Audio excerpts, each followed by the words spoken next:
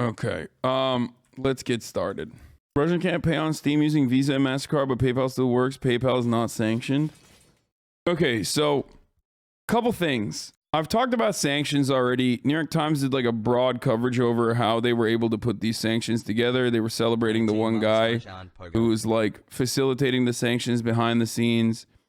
And as always, I am somewhat conflicted because my position on sanctions are that they are a declaration of war for the most part. And oftentimes they are sanctions, are put forward towards countries that cannot fight back, that don't even deserve it in any meaningful capacity, whereas Russia does. Not Russia, the entire country, but like Vladimir Putin does deserve some kind of counter, some kind of stress.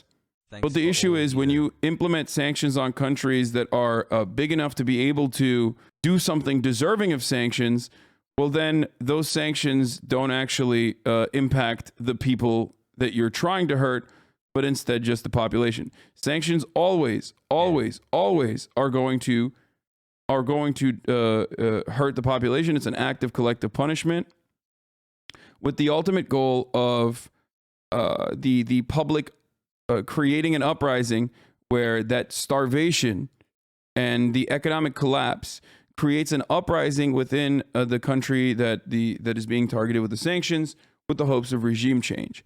It has never worked, to my understanding. I know Anthony Blinken is live right now, so we're gonna go there. I'm gonna listen to what he has to say. It has never worked. It only works in harming people, in hurting people, and it doesn't necessarily have it doesn't necessarily work. It just makes people feel good. It makes us feel good like we're doing something. But also on the other side, it's like, what else can you do? Because you have to do something towards Russia. You can't just like let Russia do something like this, right? I mean, this is completely unacceptable.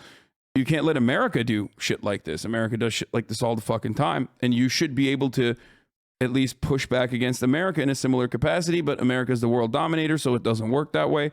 So I think about this a lot. Asman got his entire chat shouting against him the other day, saying exactly what you're saying now about sanctions.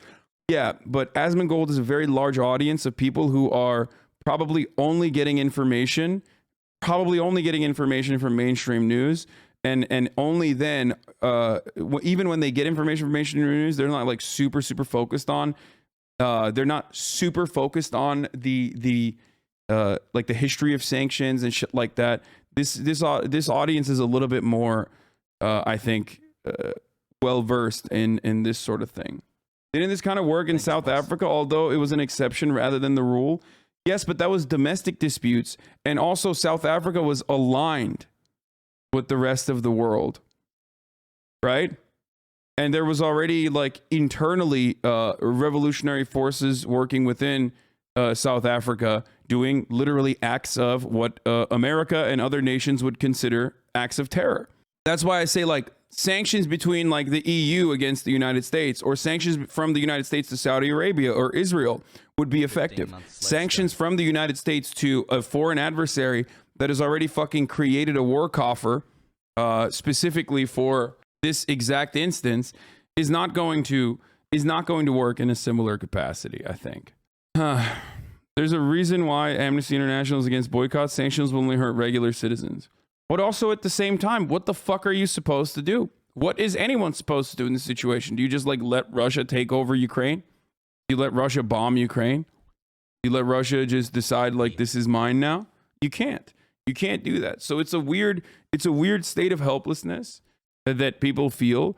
But I do feel horrible, absolutely horrible about these sanctions and the consequences of these sanctions that the Russian people are fucking feeling when they have no say.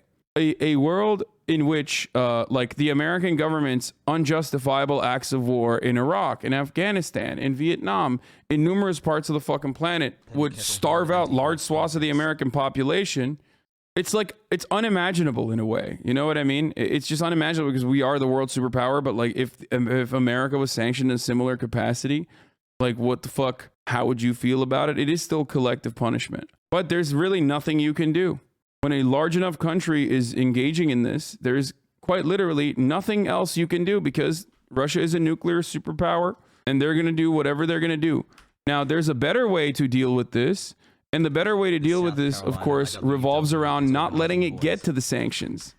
Okay, not letting it get to the sanctions, and you know, immediately pushing for diplomacy. Wait, what the fuck? Why is this not working? Yo, the New York Times is getting more aggressive. That's a big paywall. That's a strong paywall, baby. We need to put sanctions on the New York Times right now.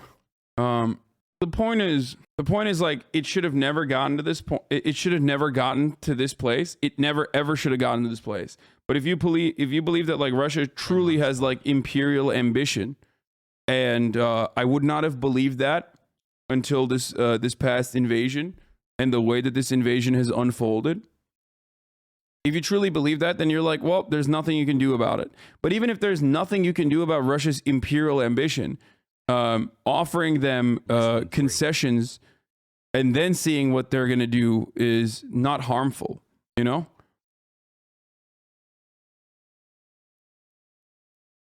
Like, if they're going to do what they're going to do and you're going to fucking funnel guns and weapons into Ukraine regardless, which is what was going to happen and which was what was happening already, then trying out the path of diplomacy is still, I think, in the beginning. Yeah, that's bullshit. I'm just letting you know. Lucky 13.